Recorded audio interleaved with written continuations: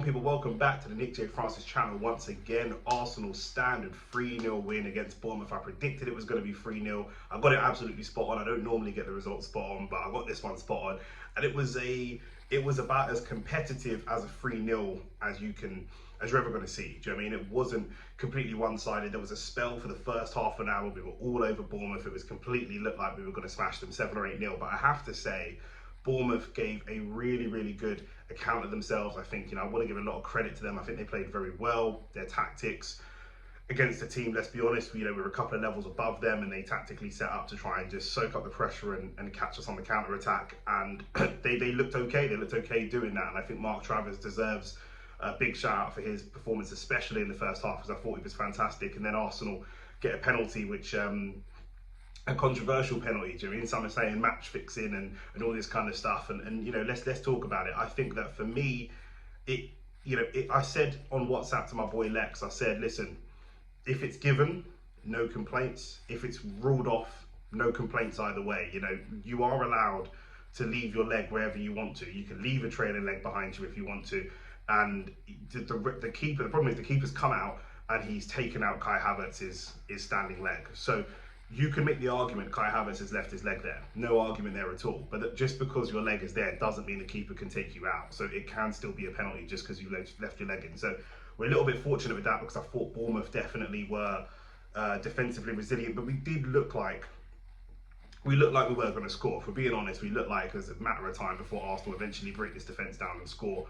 And that's exactly what happened. We got the penalty. We have to ride our luck a little bit, and that's why I give Bournemouth some credit. And then it's 1-0 going into the second half. Second half, we come out and they do attack a little bit more. They're quicker on the transition. Bournemouth, when they do soak up and make a tackle or make a save, quickly get the ball out to Kluivert and go on the counter attack as quickly as possible. And I thought that they looked good, and they gave us some problems there. And Solanke with the hold up play with wingers in around him, I thought tactically that was probably their best way to go about it. And then but that then means they're a little bit more open as they look for those transitions. There's gaps for us. We managed to get a second goal when it's Trossard, and then obviously the last goal with Declan Rice. And they actually did score at one point in the game, and we'll talk about that. That's probably the other big talking point.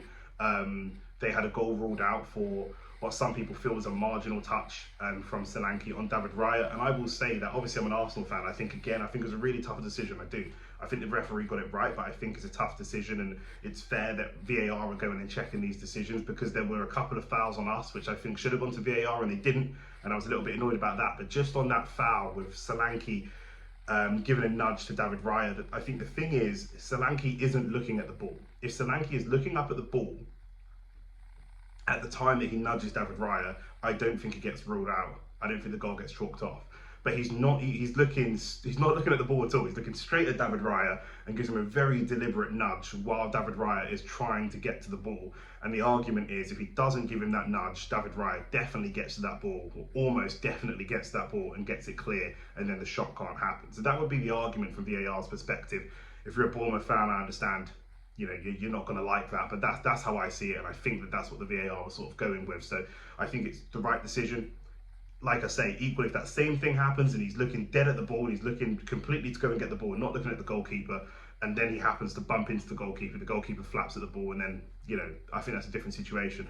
But overall, apart from those moments, really, a couple of scary moments, they've got fast wingers and these things are going to happen. It's still Premier League football, but apart from that, pretty comfortable, and again, I think the team and the mentality of the team looks very good. I still think that there's a level we can go above next season. I still think there's opportunities where we need an out-and-out number 9. I still think that, there's a level that we can go up, to be honest with you. But it's great to see Thomas Partey getting a full 90. It's great to see what can happen when we don't have an injury-stricken squad.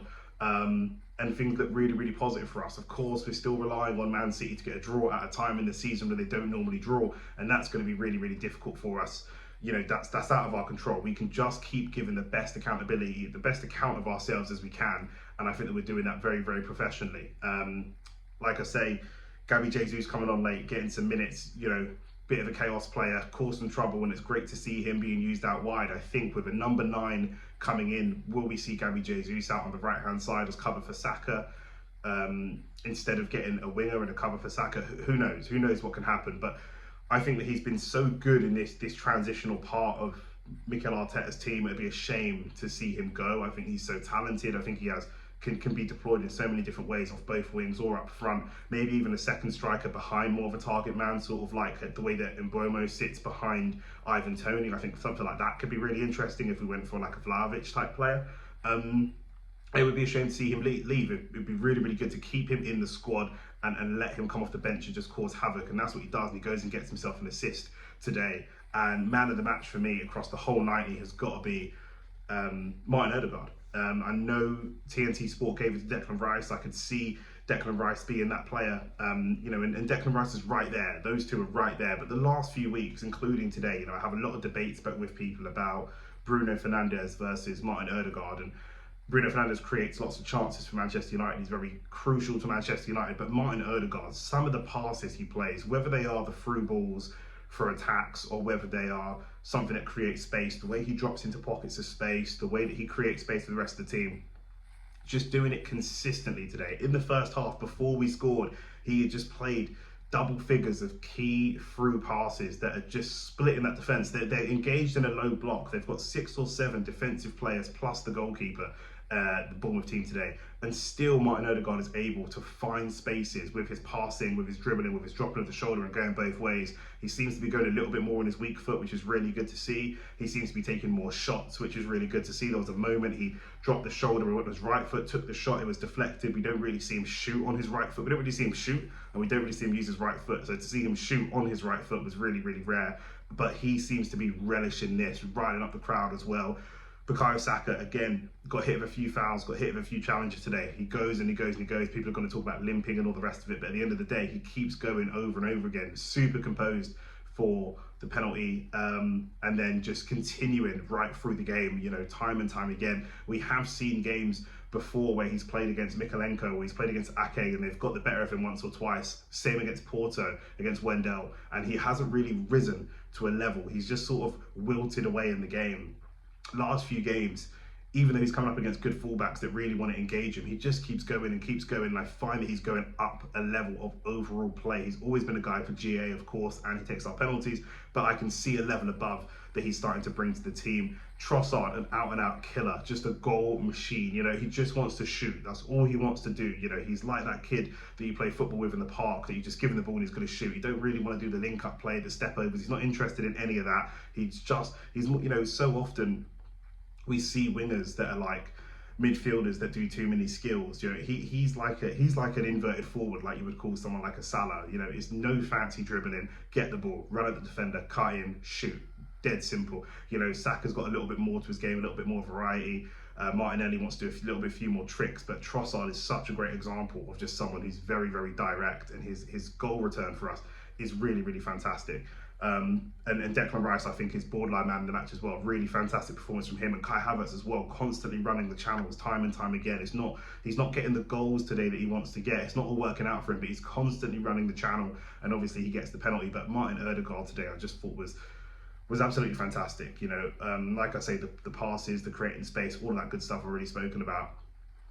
Just a fantastic level for me. And this team, really, like I say, you get a number 9 in there. I think there's space. Even if we do get a number 9, even if we do get a winger, even if we do get an 8, I think there are lots of players that played today that still have a part to play in this team. If we go and get a number 9, that doesn't mean Kai Havertz is dropped or out. He's going to be super important to us. If we go and get a winger that's back up for Saka, it doesn't mean that Jesus goes. For me, he's going to be important to us. We need another midfielder.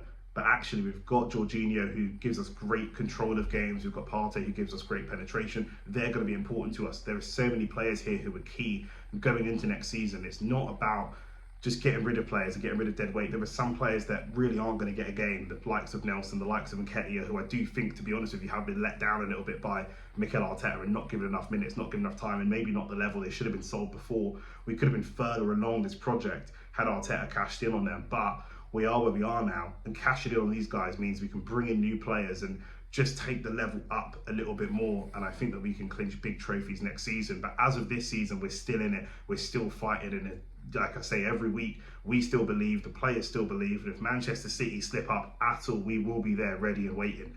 What more have I got to say on that?